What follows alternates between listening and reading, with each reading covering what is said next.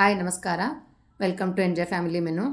Friends, ಇವತ್ತು ತರಕಾರಿ ಪಲಾವನ್ನು cooker ಇಲ್ಲದೇ ಹೇಗೆ ಓಪನ್ ಪಾತ್ರೆಯಲ್ಲೇ ಹೇಗೆ ಕರೆಕ್ಟಾಗಿ ಅಳತೆ ತೊಗೊಂಡು ಮಾಡಬೇಕು ಮತ್ತು ಅದಕ್ಕೆ ಏನೇನೆಲ್ಲ ಹಾಕ್ಕೊಳ್ಬೇಕು ಅಂತ ತೋರಿಸ್ಕೊಡ್ತಾ ಇದ್ದೀನಿ.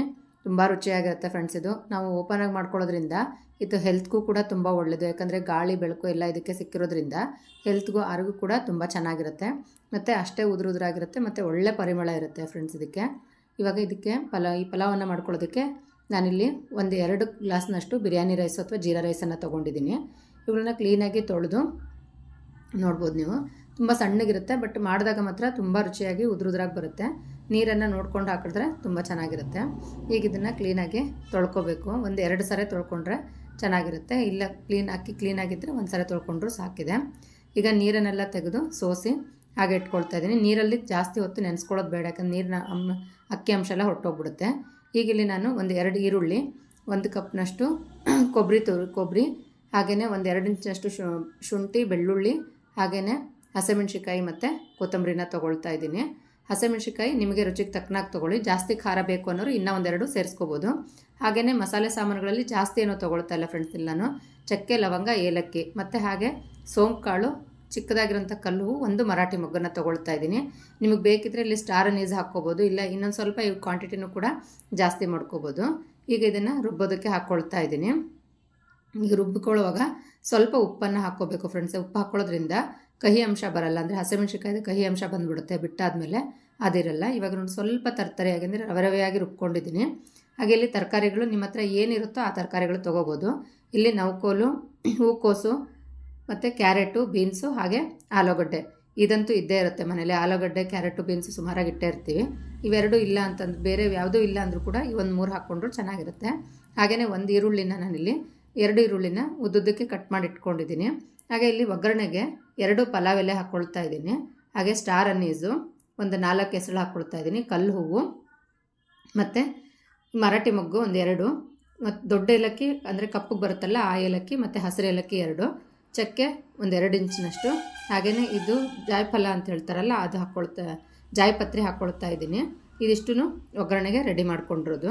ಈಗ ಒಗ್ಗರಣೆಗೆ ಪಾತ್ರೆಗೆ ಎಣ್ಣೆ ಹಾಕ್ಕೊಳ್ತಾ ಇದ್ದೀನಿ. ನಿಮಗೆ ಅಕ್ಕಿದು ನೀವು ತೊಗೊಳ್ಳೋ ಅಳತೆ ಮೇಲೆ ಹಾಕ್ಕೊಳ್ಳಿ. ನಾನು 2 ಗ್ಲಾಸ್ ತೊಗೊಳ್ಳೋದ್ರಿಂದ 2.5 ಟೇಬಲ್ ಸ್ಪೂನ್ನಷ್ಟು ಎಣ್ಣೆ ಹಾಕ್ಕೊಳ್ತಾ ಇದ್ದೀನಿ.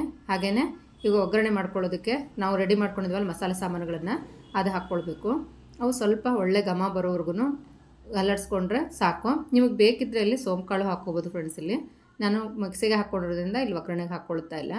ಹಾಗೆಯೇ ಈಗ ಈರುಳ್ಳಿ ನಾವು ಉದ್ದುದಕ್ಕೆ ಕಟ್ ಮಾಡಿ ಸ್ವಲ್ಪ ದಪ್ಪನಾಗಿ ಮಾಡಿಕೊಂಡ್ರು ಚೆನ್ನಾಗಿರುತ್ತೆ. ಯಾಕಂದರೆ ನಾವು ಬೇಯಿಸ್ಕೊಳ್ಳೋದ್ರಿಂದ ಈರುಳ್ಳಿಗಳು ಚೆನ್ನಾಗಿ ಸ್ಮ್ಯಾಶ್ ಆಗಿಬಿಡುತ್ತೆ. ಸ್ವಲ್ಪ ದಪ್ಪ ಇಟ್ಕೊಂಡ್ರೆ ಪಲಾವ್ ಜೊತೆಗೆ ಚೆನ್ನಾಗಿ ಸಿಕ್ಕುತ್ತೆ. ಈಗಿಲ್ಲಿ ನಾನು ಹೂಕೋಸನ್ನು ಬಿಟ್ಟು ಇನ್ನು ಮಿಕ್ಕಿ ತರಕಾರಿಗಳನ್ನು ಹಾಕ್ಕೊಳ್ತಾ ಇದ್ದೀನಿ.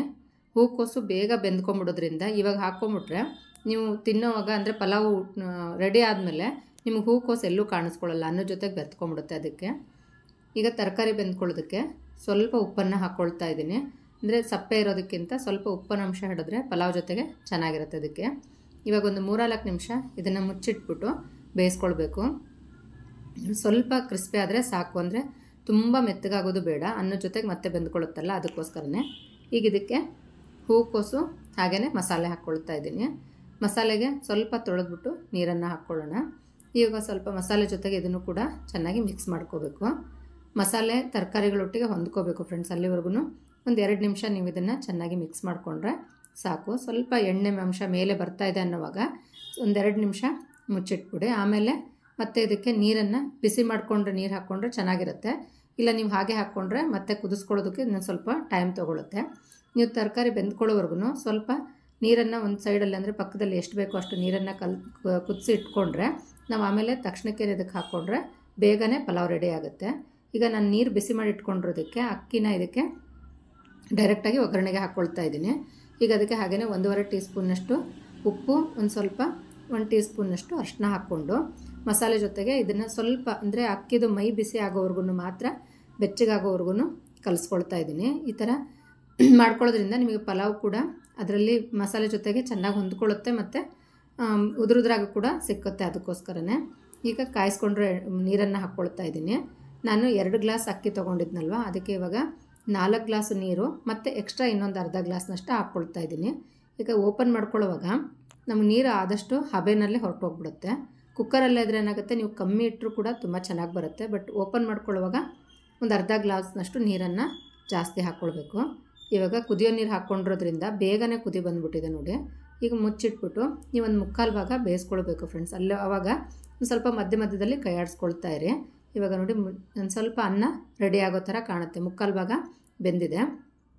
ಈಗ ನೀವು ನಿಂಬೆಹಣ್ಣನ್ನು ಹಿಂಡ್ಕೊಂಡು ಲೋ ಫ್ಲೇಮಲ್ಲಿ ಇಟ್ಬಿಡಬೇಕು. ನಿಂಬೆಹಣ್ಣು ಲಾಸ್ಟಲ್ಲೇ ಮುಕ್ಕಾಲು ಭಾಗ ಬೆಂದಿದೆ ಅನ್ನೋವಾಗ ಹಿಂಡ್ಕೊಳ್ಳಿ. ಸ್ಟಾರ್ಟಿಂಗ್ ಹಿಂಡ್ಕೊಳ್ಳೋದಕ್ಕಿಂತ ಲಾಸ್ಟಲ್ಲಿ ಹಿಂಡ್ಕೊಂಡ್ರೆ ಚೆನ್ನಾಗಿರುತ್ತೆ. ಇಲ್ಲ ಬೇಡ ಅಂತಂದರೆ ನೀವು ಸರ್ವ್ ಮಾಡ್ಕೊಳ್ಳೋ ಕೂಡ ಹಿಂಡ್ಕೋಬೋದು. ಇವಾಗ ಫುಲ್ಲು ಲೋ ಫ್ಲೇಮಲ್ಲಿ ಇಟ್ಬಿಟ್ಟು ಒಂದು 10 ನಿಮಿಷ ಬಿಟ್ಟರೆ ಬಿಡಿಯಾಗಿರುವಂಥ ಪಲಾವು ರೆಡಿಯಾಗಿದೆ ನೋಡ್ಬೋದು. ಮತ್ತು ಅಷ್ಟೇ ಚೆನ್ನಾಗಿರುತ್ತೆ ಫ್ರೆಂಡ್ಸ್. ತುಂಬ ಸಾಮಾನುಗಳು ಹಾಕ್ಕೊಂಡಿಲ್ಲ, ತುಂಬ ಮಸಾಲೆ ಐಟಮ್ಸ್ಗಳು ಹಾಕ್ಕೊಂಡಿಲ್ಲ, ಸ್ವಲ್ಪ ಹಾಕ್ಕೊಂಡಿರೋದ್ರಿಂದ ಮೈಲ್ಡ್ ಟೇಸ್ಟಲ್ಲೂ ಇರುತ್ತೆ ಮತ್ತು ರುಚಿ ಕೂಡ ತುಂಬ ಚೆನ್ನಾಗಿರುತ್ತೆ. ನೀವು ಮೊಸರು ಬಜ್ಜಿ, ಚಟ್ನಿ ಯಾವುದ್ರ ಜೊತೆಗಾದರೂ ಇದನ್ನು ಸರ್ವ್ ಮಾಡ್ಕೊಳ್ಬೋದು. ತುಂಬ ತಕ್ಷಣಕ್ಕೆ ಕ್ವಿಕ್ಕಾಗಿ ಮಾಡ್ಕೊಳ್ಳೋ ಅಂಥದ್ದು, ಏನು ಮಾಡ್ಕೊಳ್ಳೋದು ಅನ್ನೋ ಹೊತ್ತಲ್ಲಿ ಇರೋ ತರಕಾರಿಗಳನ್ನೇ ಆರಾಮಾಗಿ ಸಿಂಪಲ್ಲಾಗಿ ಪಲಾವನ್ನ ಮಾಡ್ಕೋಬೋದು. ನಾನು ಮೊಸರು ಬಜ್ಜಿ ಜೊತೆಗೆ ಸರ್ವ್ ಮಾಡ್ತಾಯಿದ್ದೀನಿ. ತುಂಬ ರುಚಿಯಾಗಿರುತ್ತೆ ಫ್ರೆಂಡ್ಸ್. ಇದು ನೀವು ಕೂಡ ತುಂಬ ಕಡಿಮೆ ಸಾಮಾನುಗಳನ್ನು ತೊಗೊಂಡು ಮಾಡ್ಕೊಳ್ಳೋ ಪಲಾವು ರೆಡಿಯಾಗಿದೆ. ಹಾಗೆಯೇ ಕುಕ್ಕರ್ ಇಲ್ಲದೇ ಓಪನಾಗಿ ಮಾಡ್ಕೊಳ್ಳೋದನ್ನು ತೋರಿಸಿದ್ದೀನಿ. ಇವತ್ತಿನ ವಿಡಿಯೋ ಇಷ್ಟ ಆಗಿದ್ದರೆ ಲೈಕ್, ಕಮೆಂಟ್ ಮತ್ತು ಶೇರ್ ಮಾಡಿ ಫ್ರೆಂಡ್ಸ್. ಹೀಗೆ ಸಪೋರ್ಟ್ ಮಾಡ್ತಾಯಿರಿ. Thank you.